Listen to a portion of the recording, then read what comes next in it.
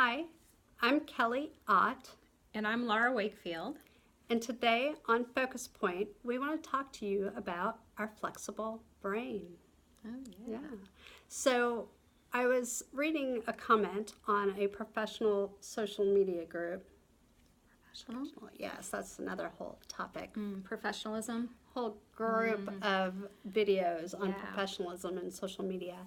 But I read a comment that I just didn't understand where the person was coming from, and had made a sarcastic comment about neuroplasticity in the brain not being a real thing. There's no evidence to support that. Really? I know. That's interesting. I know. Okay. And I guess I'm not really sure where that comment came from, or, really the topic, the discussion wasn't even about that, but the comment was made. And it kind of took me back to an article that I was reading the other day, and I thought this was a fascinating study in Psychology Today. It was talking about what a truly amazing organ our brain really is, and they had done a study where they were comparing the visual category map development in the brain. So there's this area in the brain that is divided into regions, and it can quickly recognize visual input as relating to categories.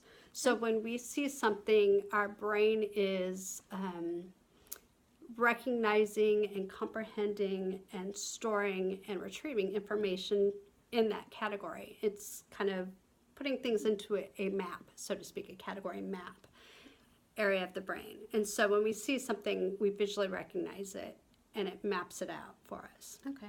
But what they were finding is that blind people also have this area, the same area of the brain, and they use it in the same way. But obviously they don't see things, right? They're not getting that visual input to develop that part of the brain. But instead, what they do is they use their other senses.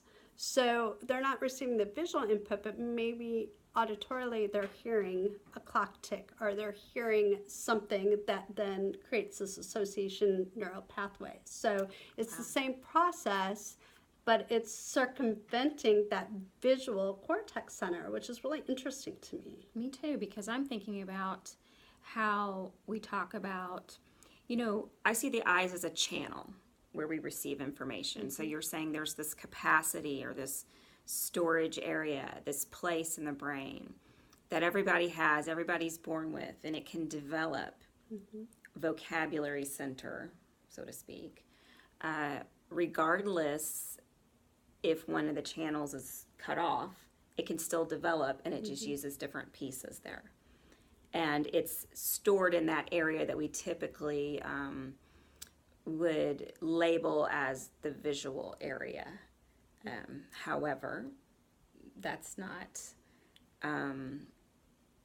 limited to only sighted people. That it's still there, it still has the capacity, it's still developing vocabulary, even if the visual channel has been cut off. Right. So I guess, when we're talking about these concepts in our field, we really need to look at other research, because I think it's really hard for us to say something does or does not exist.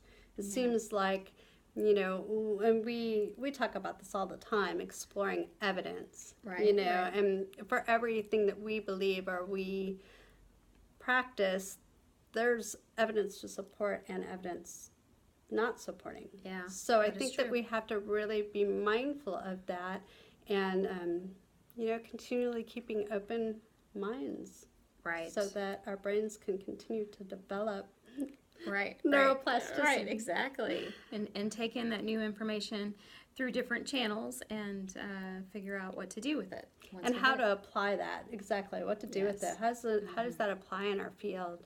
So that's our thought today on Focus Point. Thanks for sharing that information. I really appreciate it, because I'm going to be thinking about that, because I do have some clients with visual impairment, and we do see some struggles with reading, and now I'm going to be thinking about this and how it might apply with the vocabulary part of it. Yeah. So we challenge you. How flexible is your brain?